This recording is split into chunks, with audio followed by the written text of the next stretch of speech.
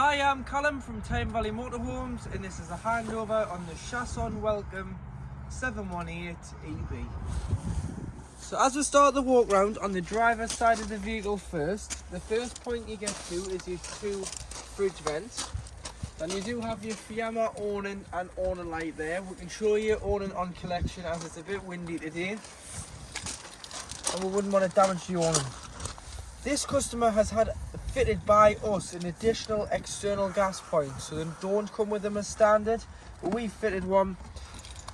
So if you want to use your Cadillac or external barbecue, you can run it off the bottle on board the vehicle instead of carrying a spare, and it's quite easy. So cable tied to the fitment point is a bullfinch quick release connector which connects into here. Then you would connect that to some rubber gas piping with a Jubilee clip on both sides and turn the tap on, and you'll power gas to your appliance that you want to cook with outside the vehicle. Then using the keys,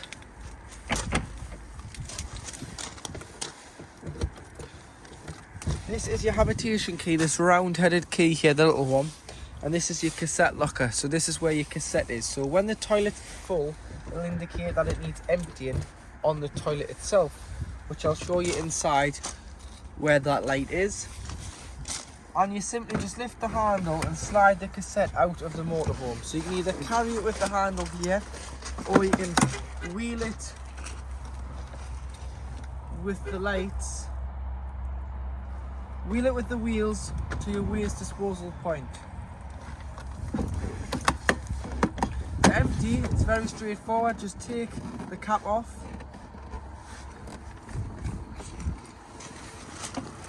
press the button and tip the content of the cassette out. Once you've tipped the content of the cassette out, there's normally a tap, so you put some water in, give it a rinse, tip out again before going in with a cap full of liquid, which is 120 ml. So this is a measuring stick. Or you can just do it by eye and pour down the spout what you think is 120 ml of liquid, either the green or the blue, into the cassette, and then it's good to go straight back into the motorhome. Behind the back wheel is where your waste outlet is for your dirty water. So this is any water or any liquid that you put down the sink, the hand basin or the shower, and you'd simply drive over the grid on the way out of your site. If you're not on a fully serviced pitched, pull the handle and it'll open and allow the waste out. So you just simply pull the handle out and drain off your waste water.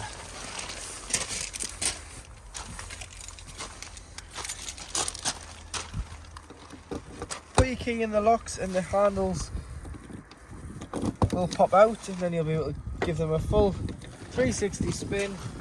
And in here you've got your garage. So you've got some storage space, you've got some fittings for the bike rack, your awning winding handle, your carpets, your toolkits in there. That cover there is off your boiler, so I'll show you where your boiler is on board the vehicle and we'll put that cover back on.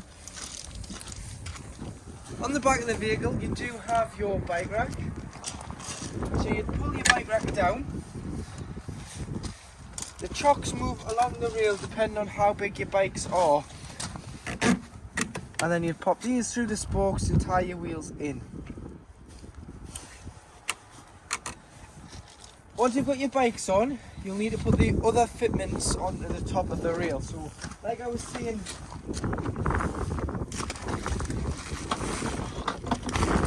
these arms here, we'll get them fitted to the bike rack before you collect.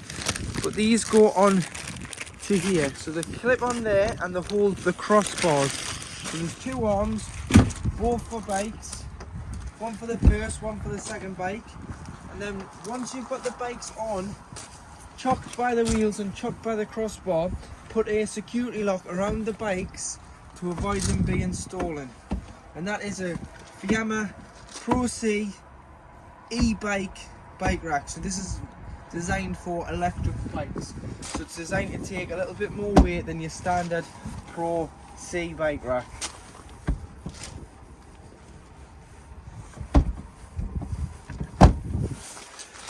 On the bottom there, you've got your reversing camera. So there is a reversing camera on the number plates around on this vehicle. And then as we walk around, you've got your other access to your garage. This is your vent for your boiler. So your boiler does work on this one on electric or fuel. There is no gas on the boiler, so that'll allow the fumes out when operating on diesel or electric.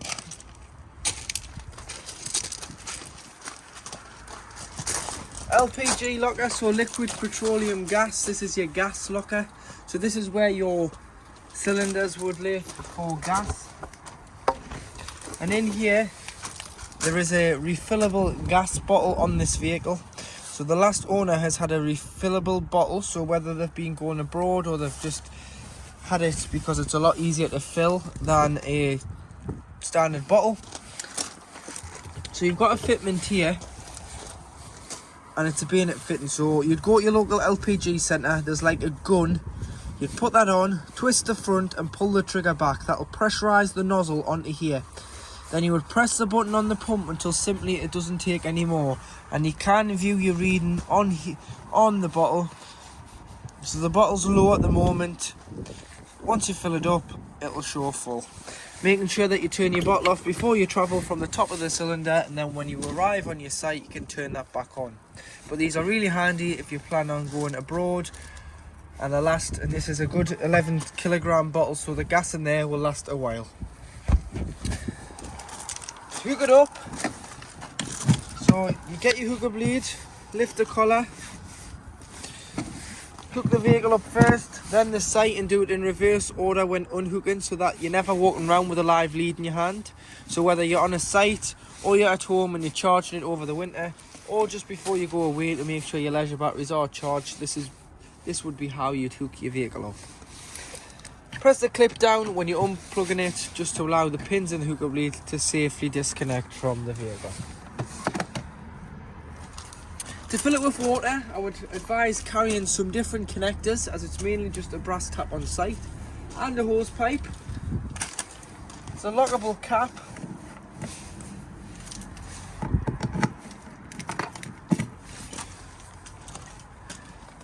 Hose into there and fill it until it overflows, or until you look on the control panel and think you've got enough water on board. To drain it off, you need to get underneath the vehicle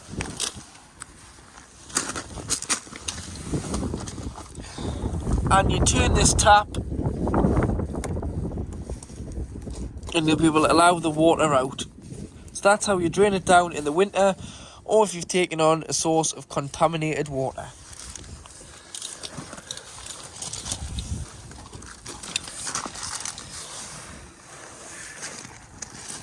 We've also fitted an external shower point, so it's a cold water shower feed, and it's exactly like a hose pipe end, but there'll be a fitting in the van with a shower hose on the end of a trigger gun, and you'll be able to pull it. As long as you've got your pump on, you'll be able to hose off whatever you need to hose off. To fill the vehicle with diesel, using the main Fiat Ducato key, it's a lockable diesel cap at the passenger door. Your tyre pressures are here, so 5 bar on the front, which is 72.3 psi, and 5.5 on the back, which is 79.5 psi. Toolkits underneath in the garage, should I say. This is where the leisure battery lives, underneath the passenger seat. Engine battery lives underneath this compartment, and bonnet releases on the side of the dash.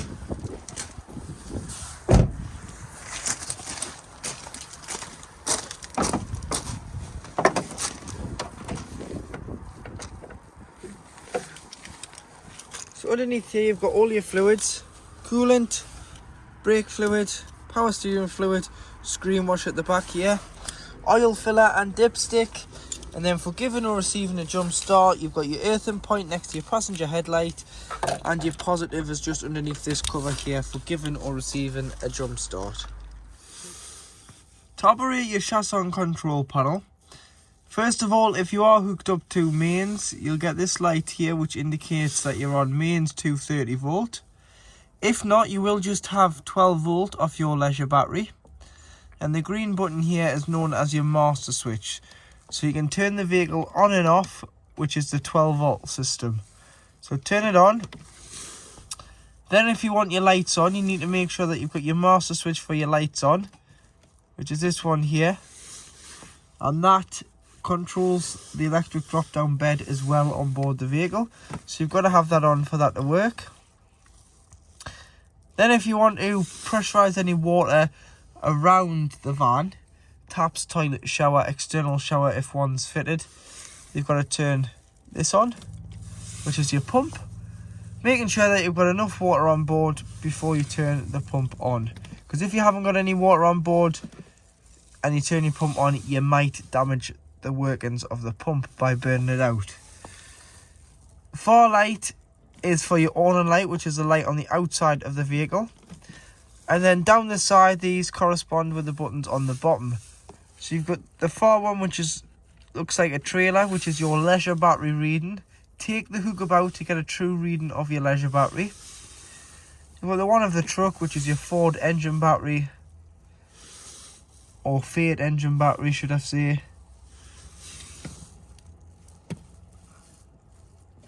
This one is your fresh water reading.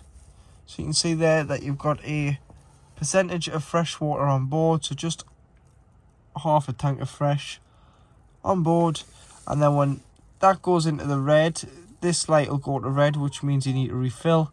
And then when the waste's full, you'll get a red light at the bottom, which indicates that the waste's full and you need to empty the waste tank. To operate your Truma CP heating control panel, to turn it on and off, you just do a long press on this button here to turn it off, and press it and it'll come on.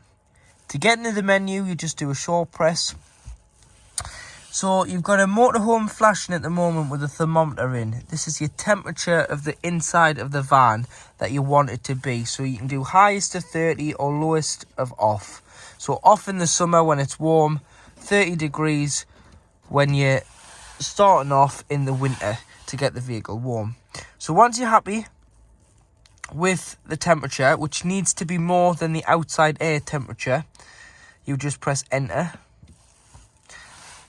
And that'll start warming the air up to that temperature inside via the heating. Then you've got a thermometer in water, so this is hot water. So making sure that you've got water in the boiler first, otherwise you'd have it off, as it is like boiling a kettle without any water and you're going to burn the element out. You've got two choices, so you've got 40 degrees, 60 degrees or boost. Boost will turn off the heating to prioritise the water first, or you can have it on 60 degrees or 40. So it's up to you how hot you want your water. Normally it's 40 degrees for doing your dishes, 60 for showering or vice versa, it's up to you. And then moving along, you've got which source, so how you're physically heating the vehicle or heating the water or both together. So you've got fuel, which is diesel. So you need to have a quarter of a tank of diesel or more in the main engine tank as it's fed from there for your boiler to work without causing any air locking. So always make sure you've got a quarter of a tank of diesel or more. So you can have fuel on its own, which is used if you're wild camping. You have mixture, which is 1 kilowatt of electric, which is 750 watts, and diesel. Mix 2, which is 2 kilowatts, which is 1500 watts of electric and diesel. You'd use this in the winter if you're in desperate need of heating the vehicle or water. Or you've got EL1, which is electric on 750 watts. Or EL2, which is electric on 1500 watts. You'd use EL2 if you're on a site and you're in no desperate need of heating or hot water. It'll gradually heat up to temperature. If you are in desperate need, such as in the winter, you'd use fuel or mix 2 for the first 10 minutes, and then you would not waste your diesel because you've paid your site fees, so turn it on to electric on 2. But all depends on the output of the hookup on the site. So ask the site what they would prefer you to use, whether it's EL1, 750 watts, or EL2. You can normally tell if they give you a 16 amp feed, you can use 2 kilowatts of electric. Then going back to the fan, so the fan at the end is the air blown assisted fan. So you can have it on eco, high, so it's just how hard you want the fan to be working. Eco, smaller feed of 12 volt. High obviously uses full blast to heat the vehicle. Then you've got a timer so you can time it to come on and off. You've got a clock for the main display panel, and then if you get a warning triangle in the middle, go to your settings, click on the spanner, click reset, click again and click preset, and preset and update and restart the control panel. So you'd have to go in, select the temperature again. So temperature,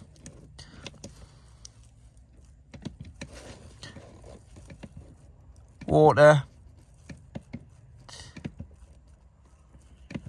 fuel and fan all at the top. And then to turn it off, press and hold, and then turn the panel off. So in the kitchen, on your hob, you've got 3 burners, but you will need a match or a clicker as there's no inbuilt ignition. So to operate, turn the valve,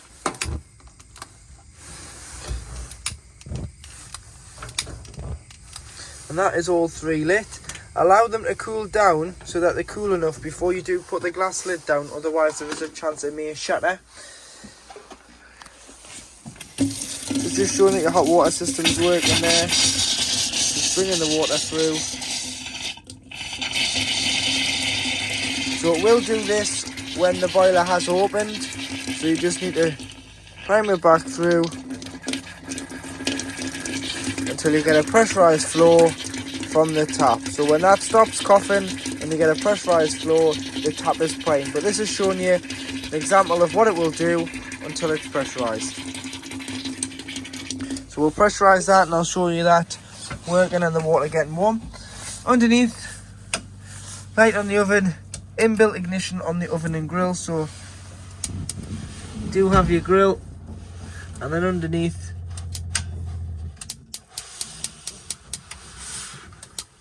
you have got your oven as well.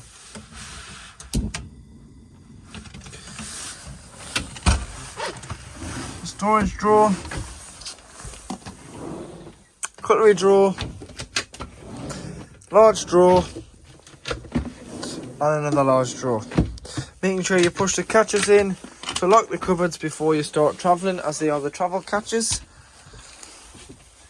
Storage above, and then this little rocker switch does the light on the ceiling above the drop down bed. So underneath your side facing bench seat behind your driver's seat is where you'll find the location of your trips. So if you do trip the vehicle out, try here before put my teeth in, try here before you do try your main sight. And then you do have your 12 volt fuses. So carry some spare blade fuses.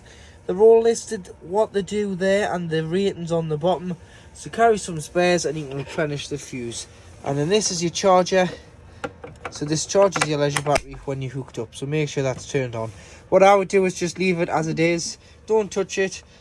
It'll illuminate as soon as you hook up, and that will charge your leisure battery when you're on mains voltage. So to operate your electric drop down bed, first of all make sure you've got your main light circuit turned on your Chausson control panel, because this is how it's wired. And then you need to clip the seatbelt off and then press the button, and you'll be able to bring the bed down.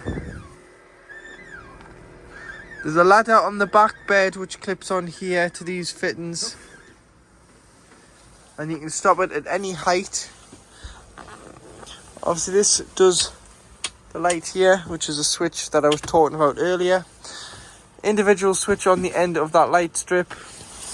And then when you're putting it away, take your pillows off, press the switch until it gets close enough to the seat belt to put the safety catch on, and then once the seat belt's on, don't press the switch anymore. So you want it to about there. You want to clip the seat belt on, and then that's it. Don't touch the switch. That is the bed away, stored away, ready for travelling. To operate your Dometic fridge, in the middle there you've got your control panel, so you turn it on. And you'll notice this is your source selector, this button here, and you'll notice it's A and it's a picture of a hookup. A stands for automatic energy selection, and it picks out the best source available to the motorhome at any one time. And at the moment we've got the gas on, and we've also got hookup, and it's gone to hookup because it knows not to waste gas. If I was to unhook the vehicle, it would switch over to gas and self-ignite all by itself without you having to touch the fridge. And then if I was to start the engine of the vehicle, it would switch over to the battery setting, which isn't off your leisure battery. Your leisure battery can't power your fridge freezer. It's a 12-volt feed off your engine when it's running, and it's only designed to keep it at the temperature that it was previously set at. So in this instinct, you would either pre-chill it at home the night before, put your shopping in, allow that all to chill down to temperature before you travel to your site, or if you're moving from one site to another, if it's on A, it'll automatically switch over to the engine mode on the fridge. If you wanted to manually change it over, all you need to do is just press the square button. A will disappear, that's hookup, that's battery, failed code 6, loss of 12 volt, no, because the engine's not running at present, or gas. But you will have to select gas once you've turned the engine off if it's gas you're going on to, because it waits 20 minutes before lighting on gas, as it's a safety feature in case you are pulling into a petrol station. The last thing you want is to have not turned your gas bottle off and for the fridge to find gas. But I would just leave it on A, automatic energy selection, and it'll do its own thing. Here you've got your temperature, so when pre-chilling it with no shopping in, have it on full. When you put your shopping in, just turn it down to 3 or 4, just to stop it from freezing the shopping in the fridge. And then this end button here is your frame heater, so it stops the doors of the fridge and the freezer when on full temperature sticking. And when you're not using it, obviously turn it off, clean it out, and underneath the catches here you've got travel catches. So what you do there is you put them into here, and it stops the doors from shutting on themselves, and it allows ventilation in and out of the fridge to stop the mold and bacteria, as it's got a rubber seal on, and it will trap the air in the fridge, and it will cause smelly air and mold to form in the fridge freezer. So in the washroom, this is a toilet. You've got your shower opposite. To operate the toilet, what you do is you press the blue button here, which is your flush. So make sure your pump's on. It's from your freshwater tank. Put a little bit of flush in the toilet before you use it, and then before you use it you want to open the blade, which you can find the lever for the blade just on the bowl of the toilet, which is this grey lever. So you'd slide it to the right. You'd now use the toilet. After you've finished using the toilet, you'd give it a good flush. If you've bought the pink and the blue chemical together, obviously the blue chemical does go in the cassette, which is we've seen from outside the vehicle. The pink, what you can do is with the pink, you can dilute it with some water into an empty spray bottle, keep it handy in the washroom, spray the bowl, flush, it'll clean the bowl, it'll give a fragrant smell, flush it, and then you want to close the blade once you've finished using to isolate the cassette. So you'd slide it back to the left. When the cassette indicates that it's full, you'll get 3 or 4 green lights underneath the diagram of the cassette in the far left hand side of the panel. That'll indicate that the cassette's full and it's time to change it and replenish it and top it back up with chemical once you've rinsed it out. Here you do have your washroom light on the rocker switch. Toiletry cabinet, it's your toilet roll cabinet.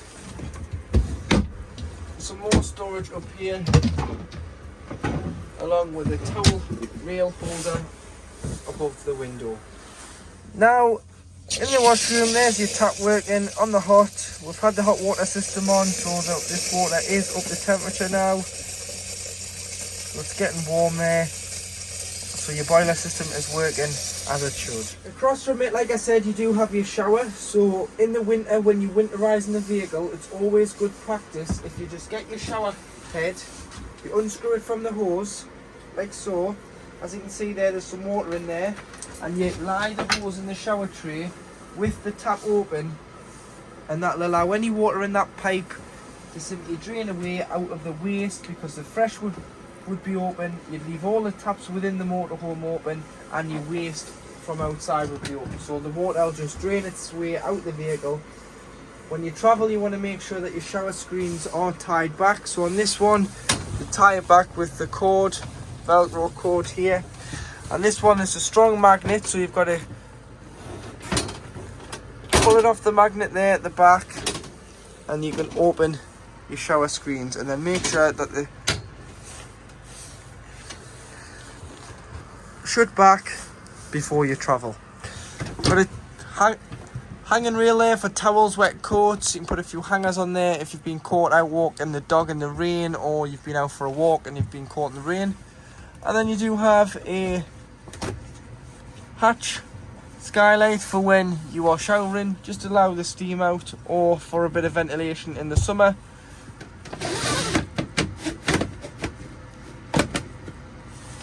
And a blackout blind for on an evening. At the back of the vehicle, you do have a fixed island bed. So the bed is electric, so there's a switch just down here. So if you wanted to make your garage larger for bikes, press and hold and you can bring the bed up. But obviously that's why you've got steps on both sides of the furniture to get in and out the bed. So you can make the garage space larger by pressing and holding the switch, or you can bring it down should you want the bed lower. You've also got your boiler in here. So like I was saying, there's a cover that goes on here. We've taken the cover off. This is your boiler. It heats the vehicle with air blown heating, but it also holds 10 litres of water at any one time. It's very important in the winter when you winterize it to avoid frost damage that you allow the water out.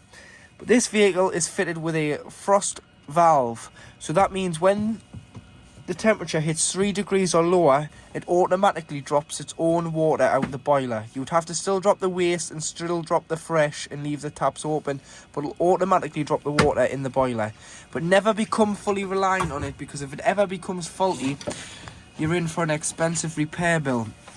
So this just here with the valve is a Truma valve, which is just there, and to drop the water, if it's done it itself, there's a button on the side of the valve, just at the bottom here, blue one, which will pop out, a blue button. So I'll show you how that pops out, but it pops out on its own when it hits 3 degrees. If you wanted to manually open the valve, get a hold of the top on the diamond and turn it, and you'll see the valve opens. To stop it, just shut the valve, turn the diamond, and press the button in. But it'll only stay in that button should it be 3 degrees or more. So if you are having problems getting the button to stay in, what the best solution is, put the air blown heating on first to warm the area for the first 10 minutes, then shut the valve and then prime the system through.